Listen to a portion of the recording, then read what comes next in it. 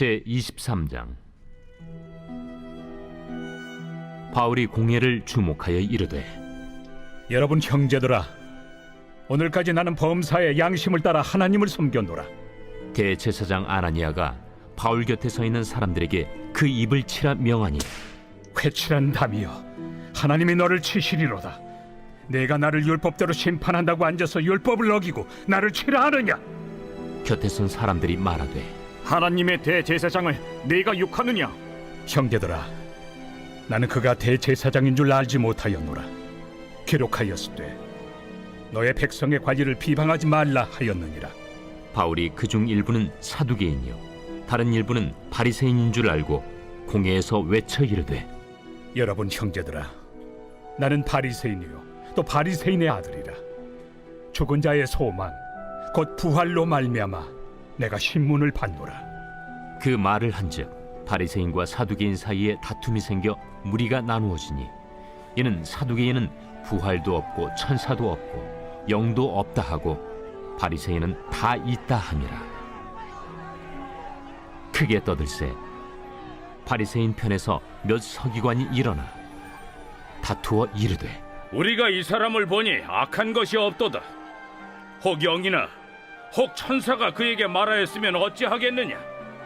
큰 분쟁이 생기니 천부장은 바울이 그들에게 찢겨질까 하여 군인을 명하여 내려가 무리 가운데서 빼앗아 가지고 영내로 들어가라 하니라. 그날 밤에 주께서 바울 곁에 서서 이르시되, 담대하라. 네가 예루살렘에서 나의 일을 증언한 것 같이 로마에서도 증언하여야 하리라. 날이 새매 유대인들이 당을 지어 맹세하되 바울을 죽이기 전에는 먹지도 아니하고 마시지도 아니하겠다 하고 이같이 동맹한 자가 40여 명이더라. 대제사장들과 장로들에게 가서 말하되, 우리가 바울을 죽이기 전에는 아무것도 먹지 않기로 굳게 맹세하였으니 이제 너희는 그의 사실을 더 자세히 물어보려는 척하면서 공회와 함께 천부장에게 청하여 바울을 너희에게로 데리고 내려오게 하라. 우리는 그가 가까이 오기 전에 죽이기로 준비하였노라. 바울의 생질이 그들이 매복하여 있다 함을 듣고 와서 영내에 들어가 바울에게 알린지라. 바울이 한 백부장을 청하여 이르되, 이 청년을 천부장에게로 인도하라. 그에게 무슨 할 말이 있다. 천부장에게로 데리고 가서 죄수 바울이 나를 불러 이 청년이 당신께 할 말이 있다 하여 데리고 가기를 청하더이다. 천부장이 그의 손을 잡고 물러가서 조용히 묻되, 내게 할 말이 무엇이냐?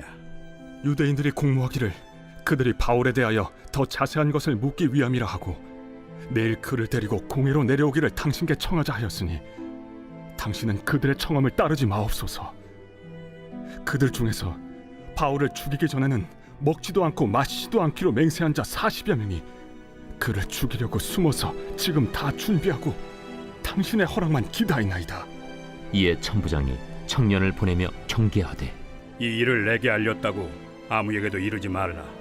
백부장 둘을 불러 이르되, 밤 제3시에 가이사랴까지 갈 보병 200명과 기병 70명과 창병 200명을 준비하라. 또 바울을 태워 총독 벨릭스에게로 무사히 보내기 위하여 짐승을 준비하라 명하며, 또 이 아래와 같이 편지안이 일렀으되, 글라우디오 루시아는 총독 벨릭스가 갖게 문안하나이다. 이 사람이 유대인들에게 잡혀 죽게 된 것을 내가 로마 사람인 줄 들어 알고 군대를 거느리고 가서 구원하여다가 유대인들이 무슨 일로 그를 고발하는지 알고자 하여 그들의 공회로 데리고 내려갔더니 고발하는 것이 그들의 율법 문제에 관한 것뿐이요 한 가지도 죽이거나 결박할 사유가 없음을 발견하였나이다. 그러나 이 사람을 해하려는 간계가 있다고 누가 내게 알려주기로 곧 당신께로 보내며, 또 고발하는 사람들도 당신 앞에서 그에 대하여 말하라 하였나이다. 보병이 명을 받은 대로 밤에 바울을 데리고 안디바드리에 이르러 이튿날 기병으로 바울을 호송하게 하고 영내로 돌아가니라. 그들이 가이사랴에 들어가서 편지를 총독에게 드리고 바울을 그 앞에 세우니, 총독이 읽고 바울들어 어느 영지 사람이냐 물어 길리기아 사람인 줄 알고 이르되, 너를 고발하는 사람들이 오거든 네 말을 들으리라 하고 헤롯궁에 그를 지키라 명하니라. 바울을 죽이고 싶어 혈안이 되었던 유대인들에 의해 결국 바울은 사내들인 공회에 서게 되었습니다. 이 공회를 소집한 사람은 예루살렘의 치안 책임자였던 천부장이었으며, 이 천부장은 예루살렘의 유대인들이 왜 바울을 죽이려고 했는지 그 진상을 밝히기 위해 사내들인 공회를 소집하게 되었던 것입니다. 이 공회에서 바울이 내뱉었던 첫 마디는 오늘까지 나는 범사의 양심을 따라 하나님을 섬겼노라는 것이었습니다. 이 고백은 바울의 신앙 고백이기도 하지만 사실 공회의 의결권을 가지고 있었던 사내들인 의원 71명에게 던진 경고의 말이기도 합니다. 왜냐하면 사두개인과 바리새인들로 구성된 의원 71명에게는 참 하나님에 대한 섬김의 마음이란 존재하지 않았고, 오직 자신들이 만들어 놓은 우상 하나님, 그리고 자신들의 이익만을 추구했기 때문입니다. 그래서 바울은 이들에게 가장 먼저 자신의 신앙 고백을 통해 참 하나님을 섬기는 쪽으로 돌아올 것을 간접적으로 전하고 있었던 것입니다. 하지만 이 기회의 말씀, 하나님의 말씀을 분별할 리가 없었습니다. 오히려 이 두 집단은 이 공회가 왜 열린 것인지 정확한 목적을 잃어버린 채 서로 다투기 시작하였다고 성경은 말합니다. 원래 이들은 한 마음으로 바울을 죽이기 위해 모인 것인데 이 목적은 한순간에 사라지고 자신들이 믿는 바가 옳다고 주장하며 다투었던 것입니다. 무엇 때문에 이들은 서로를 못 잡아먹어서 안달나게 되었던 것일까요?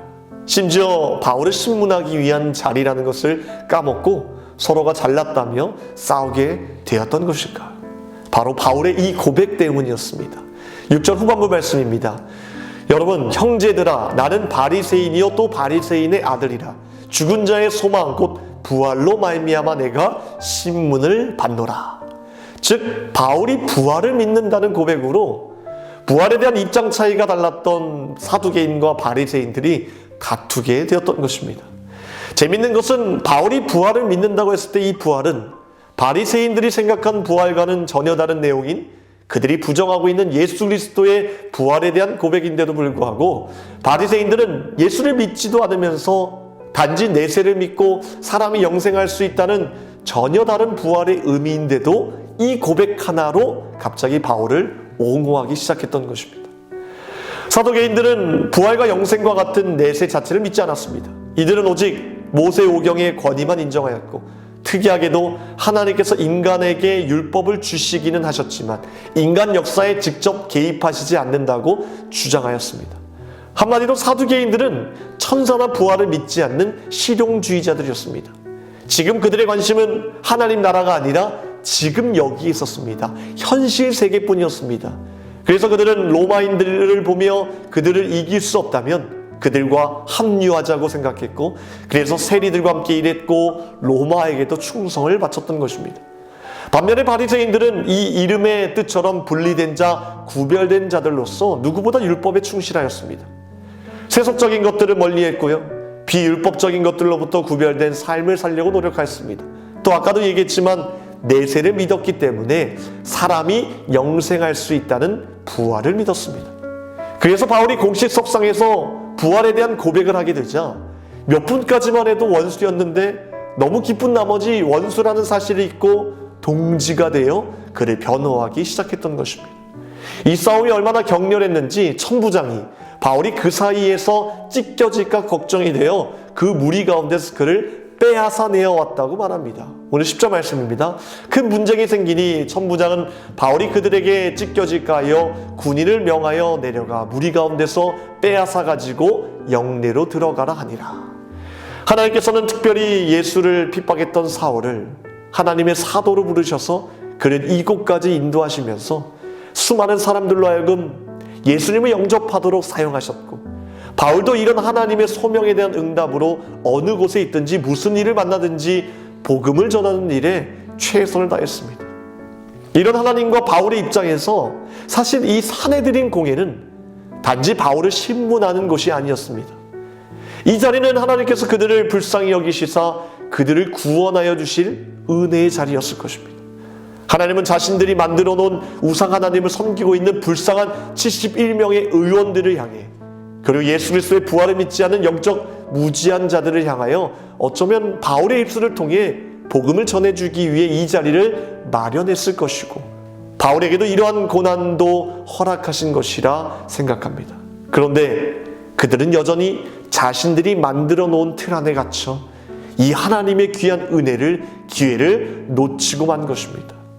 그 순간에 단 한 번만이라도 바울의 고백에 귀 기울이고 예수 그리스도의 부활이 자신들에게 어떤 의미인지를 깨달아 알기를 원했다면 그 자리는 하나님께서 계획하신 것처럼 구원의 자리, 은혜의 자리가 될 수 있었을 것입니다. 오늘날 우리가 살아가고 있는 삶의 현장 속에서도 이러한 반복적인 어리석은 다툼들이 여전히 우리를 지배하고 있다고 생각합니다. 진리가 아닌 것 때문에 싸우며 진영 논리에 갇혀 서로를 헐뜯고 자신만의 유익을 위해 남들을 짓밟는 것에 대해 전혀 거리낌이 없는 세상 속에서 우리도 그들처럼 하나님께서 베풀어 주시는 구원의 기회, 은혜의 기회를 놓치고 살아가지 않나 생각해 봐야 될 것입니다. 교만하고 거짓된 사도계인과 바리새인들과 달리 바울은 이 기회를 결코 놓지 않았습니다. 하나님 그런 그에게 그날 밤에도 어김없이 찾아와 주셨습니다. 11절 말씀입니다. 그날 밤에 주께서 바울 곁에 서서 이르시되 담대하라. 내가 예루살렘에서 나의 일을 증언한 것 같이 로마에서도 증언하여라 하리라 하시니라. 주님께서는 바울 바로 옆에 서서 말씀하셨습니다. 담대하라. 네가 예루살렘에서 나의 일을 증언한 것 같이 로마에서도 증언하여야 하리라. 그 어떤 말보다 그에게 가장 큰 위로의 말씀이었을 것입니다. 그날 진리가 아닌 것들로 다투며 너도 그 자리에 있으면서 나처럼 안타깝고 마음이 무겁고 그로 인해 자신의 사역이 무의미한 것이 아닐까 생각할 수도 있었겠지만 그것이 아니라고 말씀하셨습니다. 담대하라. 잘하고 있다. 그리고 너의 사명은 여기서 끝이 아니다. 로마에서도 수많은 영혼들을 나와 함께 구원해야 되지 않냐 하시는 위로의 말씀, 격려의 말씀인 것입니다. 사랑하는 성도 여러분, 우리가 들어야 될 하나님의 음성은 바로 이것입니다. 이 구원의 기회, 은혜의 기회를 날마다 붙잡는 저와 여러분이 되기를 주님의 이름으로 축원합니다. 기도하겠습니다. 오늘 토요일 새벽에 함께 기도할 공동기도 제목은 물질의 회복을 위해서 함께 기도하겠습니다. 특별히 성도들의 생업과 사업을 지켜달라고 기도하시고 물질로 어려움 당하지 않도록 모든 필요한 자원들을 허락해달라고, 선교하는 복된 가정 되게 해달라고 이 시간 함께 기도하겠습니다. 하나님, 우리에게 날마다 구원의 기회와 은혜의 자리를 허락해 주시는 줄 믿습니다.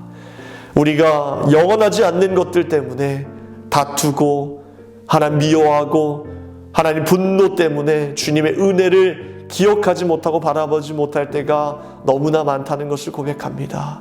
우리가 영원한 진리의 말씀 앞에서 주님께서 허락하신 그 기회를 붙잡고 나아갈 수 있는 저희들 되게 하여 주시옵소서. 하나님, 우리 사랑하는 성도들 물질로 인해 어려움 당하지 않도록 주님께서 필요한 모든 자원들을 채워주시고 넉넉하게 풍성한 은혜로 허락하여 주시옵소서. 내일은 거룩한 주일입니다. 세우신 주의 사장 목사님 말씀의 능력을 지갑절 더하여 주셔서 내일도 선포하시는 말씀이 함께하여 주시고 우리 귀한 성도님들 함께 모여서 찬양하며 예배할 때 또한 한 주간 동안 살아갈 수 있는 힘과 능력을 공급받게 하여 주시옵소서. 모든 것 감사드리오며 우리 구원하신 예수 그리스도의 이름으로 기도합나이다. 아멘.